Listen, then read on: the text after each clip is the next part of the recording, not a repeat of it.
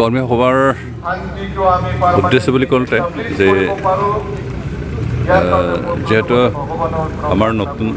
দল হিচাপে নতুন আৰু বহুতো অন্যান্য পাৰ্টিৰ পৰা এতিয়াও UPPL যোগদান কৰি আছে গোটেই দলীয় কৰ্মীখিনিক লৈ আলোচনা কৰাৰ প্ৰয়োজন অনুভৱ কৰা হৈছে যিহেতু অলপতে এটা নিৰ্বাচন পাৰ হৈ গ'ল নিৰ্বাচনত বহু কষ্ট কৰিলে এই কষ্টৰ কৰা লোকসকলক ধন্যবাদ দিয়াৰ চলতে যিহেতু আৰু এটা নিৰ্বাচন আহি আছে সেই নিৰ্বাচনৰ কাৰণে আমি যাতে মানসিকভাৱে শাৰীৰিকভাৱে প্ৰস্তুত কৰিব পাৰোঁ সেই সকলো উদ্দেশ্য আগত ৰাখি আজি কৰ্মীসকলৰ লগত এটা বৈঠক অনুষ্ঠান কৰা হৈছে আৰু আমাৰ কৰ্মীসকলক মাজে মাজে তেনেকৈ লগ ধৰি উৎসাহিত কৰাৰ প্ৰয়োজন আছে এনেকুৱা প্ৰচেষ্টা অকল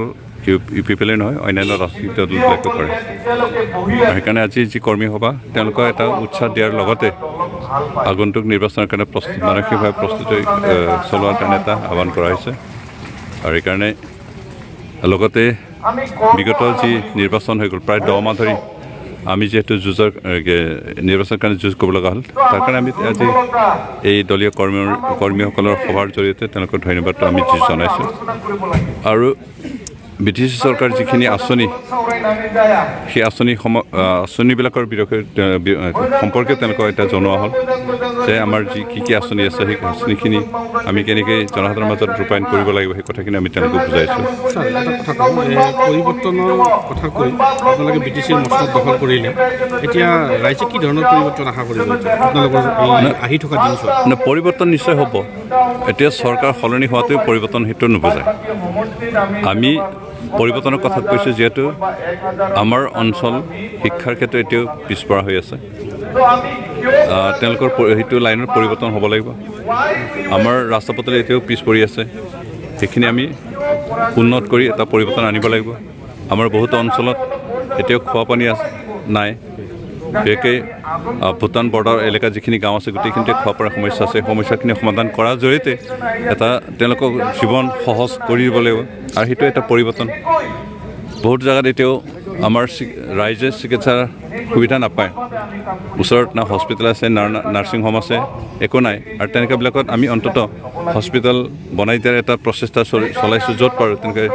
মডেল হস্পিটেল বা 3 বেডেড 30 বেডেড হস্পিটেল এনেকুৱা আমাৰ বহুতো প্ৰস্তাৱ আছে সেইখিনি আমি কৰি দেখুৱাব লাগিব আৰু এইবিলাক কাম কৰোঁতে হয়তো কিছু বছৰ লাগিব হয়তো 2-3 বছৰ লাগিব কিন্তু আমি এটা পৰিৱৰ্তন আনিব বিচাৰোঁ আমাৰ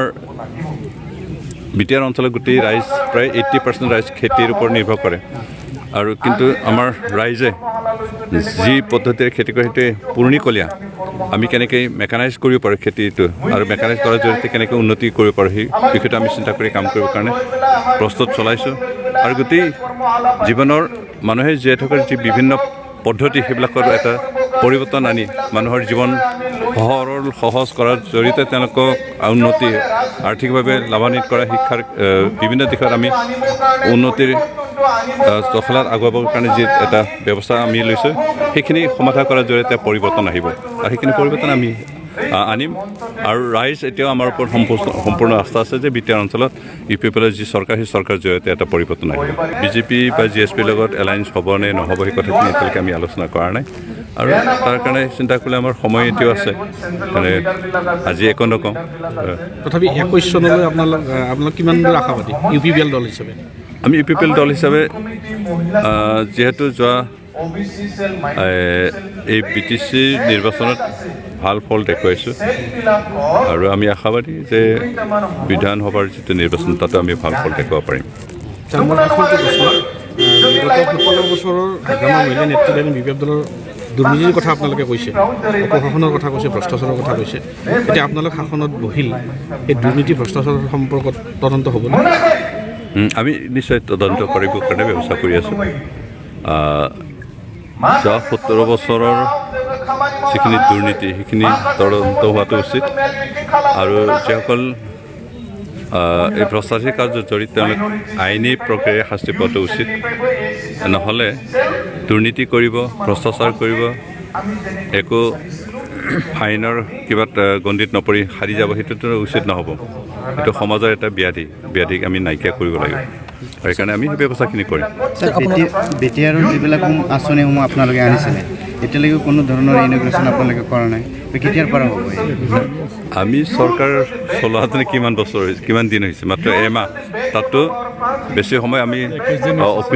অফিচিয়েল যিখিনি নিয়ম নীতি এটা ছেটিঙত আনতে সেইখিনি সময় গৈছে। আমি আৰম্ভ কৰিম। তাৰপিছত সেই গাঁও ৰুট লেভেলত যিহেতু উন্নয়নৰ কামখিনি কৰিব লাগিলে গাঁও সভা থাকিব লাগে। এতিয়া VCDC আমি গঠন কৰা নাই, কিন্তু কালি পৰহি আমাৰ VCDC গঠন হ'ব আৰু তাৰ লগে লগে আমি বিভিন্ন ঠাইত উন্নয়নৰ যিখিনি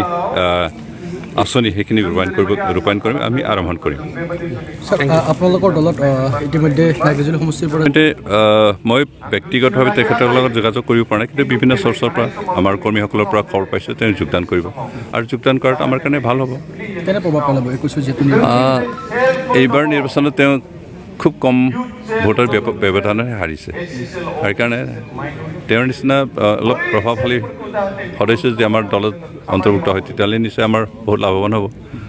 আৰু লাভৱান হোৱা নোহোৱাৰ কথা নহয়, আমাৰ কৰ্মী লাগে আৰু তেনেকুৱা ভাল কৰ্মী আমি যিমান পাৰোঁ তেতিয়াহ'লে আমাৰ